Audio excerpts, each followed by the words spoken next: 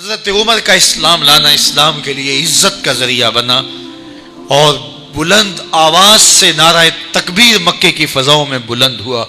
40 مسلمان جب ہو گئے تو پھر میرے رب نے کہا یا ایھا النبی حسبک اللہ، اے نبی تمہارے لیے اللہ کافی ہے، ومن اتبعک من المؤمنین، اور تمہارے لیے اہل ایمان کافی ہے. حضور علیہ السلام کے حوالے سے ان کی حساسیت اور ان کا جوش و جذبہ اور ان کی غیرت ایمانی دیدنی تھی. حضرت شاہ ولی اللہ محدث دہلوی علیہ رحمہ فرماتے ہیں کہ 17 مقامات پہ قرآن مجید میں حضرت عمر کی رائے کے مطابق قرآن نازل ہوا. یہ اللہ نے حضرت عمر کو شان عطا فرمائی. اور پھر جب حضور علیہ السلام کے وصال کے بعد حضرت عمر سیدنا صدیق اکبر کے وصال کے بعد بھی تخت خلافت پہ بیٹھے، 22,55,000 مربع میل پہ آپ کی حکومت کی حدود پھیل گئی. اور حضرت عمر کی حکومت صرف انسانوں پر نہیں تھی، عمر کی حکومت پانیوں پر بھی تھی، عمر کی حکومت آگ پر بھی تھی، عمر کی حکومت ہواؤں پر بھی تھی، اور عمر کی حکومت دھرتی پر مٹی پر بھی تھی. آپ جانتے ہیں کہ مصر کے گورنر نے لکھا کہ یہاں تو عجیب کہانیاں ہیں. کیا ہوا؟ کہا کہ دریائے نیل اتنی دیر تک چلتا نہیں جب تک ایک نوجوان لڑکی کو زیورات سے آراستہ کر کے نیل میں ڈالا جاتا ہے، پھر نیل چلتا ہے، اور یہ برسا برس رسم جاری ہے. حضرت عمر کے پاس جب یہ پیغام پہنچتا ہے تو حضرت عمر نیل کو خط لکھ رہے ہیں، بسم اللہ الرحمن الرحیم، مصر کے نیل کے نام عمر کا خط، اور آگے لکھتے ہیں اے نیل اگر تو اللہ کے حکم سے چلتا ہے تو چل، ورنہ تیری کوئی ضرورت نہیں ہے. اور رکا لکھ کر کاسد کو دیا، جا کے یہ دریائے نیل میں ڈال دو. اللہ اکبر، جن کے رکے دریا بھی مانتے ہیں، پانیوں پر بھی حکومت ہے. اور نیل میں جب وہ رکا ڈالا گیا، نیل ایسا چلا آج تک کبھی رکا ہی نہیں ہے. پانیوں پر حکومت، ہواؤں پہ حکومت. مسجد نبوی کا ممبر ہے، عمر خطبہ دے رہے ہیں.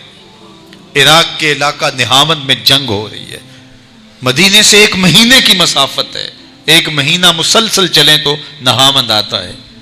حضرت عمر خطبہ دیتے دیتے درمیان میں جملہ معترضہ کا، یا ساریہ الجبل، اے ساریہ پہاڑ نہ چھوڑنا. لوگ حیران ہیں کیا ماجرا ہوا کہ ہم سے مخاطبہ ہے، ساریہ نہاوند میں ہے اور کہا ساریہ پہاڑ نہ چھوڑنا. 1 مہینے کے بعد جب وہاں سے قاصد آیا، اس نے کہا اللہ نے فتح دے دی.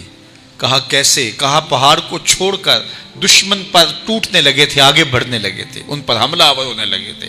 اچانک عمر کی آواز آتی، پہاڑ کو نہیں چھوڑنا، چونکہ اگر ہم پہاڑ کو چھوڑ دیتے دشمن پیچھے سے حملہ آور ہونے کے لیے تیار کھڑا تھا. تو کہا بس ہم پہاڑ کو اپنی پشت پہ پھیر رکھا اور اللہ نے اسی دن ہمیں فتح عطا کر دی. ہوائیں بھی ان کا پیغام پہنچاتی ہیں، پانی بھی ان کا حکم مانتے ہیں. اس زمانے میں فائر بریگیڈ سسٹم نہیں تھا، لیکن ایک آگ بڑھتی آ رہی ہے شہر کی طرف. لوگوں نے حضرت عمر کو بتایا، امیر المومنین آگ پھیلتی آگے بڑھتی چلی آ رہی ہے اور شہر کو اپنے قابو میں لینے والی ہے. عمر اپنی چادر اتارتے ہیں اور حضرت تمیم داری کو دیتے ہیں، کہا یہ چادر لے جاؤ اور ایسے ایسے کرو، آگ پیچھے بھاگتی چلی جائے گی.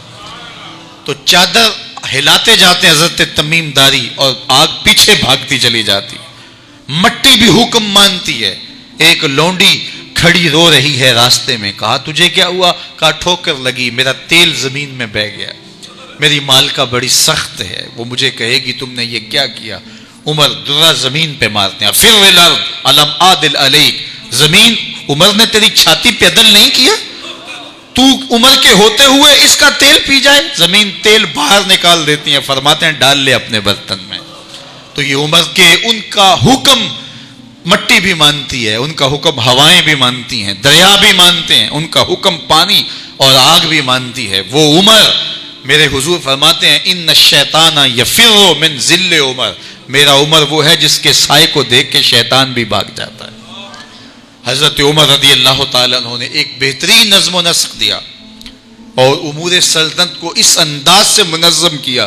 ایک غیر مسلم مفکر کہتا ہے اگر اس امت کو ایک اور عمر مل جاتا پوری دنیا پہ حکومت مسلمانوں کی ہوتی. ایک دن مسجد نبوی سے باہر حضور تشریف لا رہے تھے، دائیں ہاتھ میں حضرت ابو بکر کا ہاتھ تھا، بائیں میں حضرت عمر کا ہاتھ تھا. ایسے باہر کی جانب آ رہے تھے، دروازے سے کوئی بندہ داخل ہوا تو اس کو دیکھ کے حضور نے فرمایا ہا کازا نبعث یوم القیامہ، قیامت کے دن جب قبروں سے اٹھائے جائیں گے ہم ایسے ہی اٹھیں گے، میرے دائیں ہاتھ میں ابو بکر کا ہاتھ ہوگا، بائیں میں عمر کا ہاتھ ہوگا۔ اللہ اکبر۔ جے شک ہووی تے چل مدینے، جے شک ہووی تے چل مدینے، آ ویخ لے جوڑ مزاراں دا، بن یار نبی دیاں یاراں۔